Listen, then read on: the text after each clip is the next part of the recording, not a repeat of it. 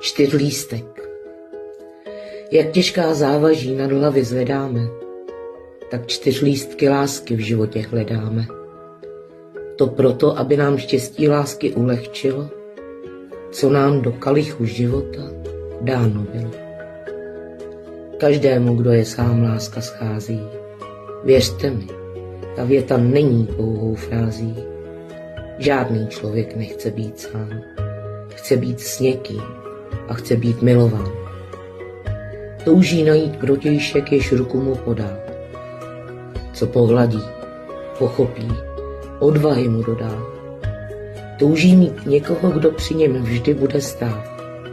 Kdo bude s ním plakat a bude se s ním smát. Proto v životě čtyřlístky lásky hledáme.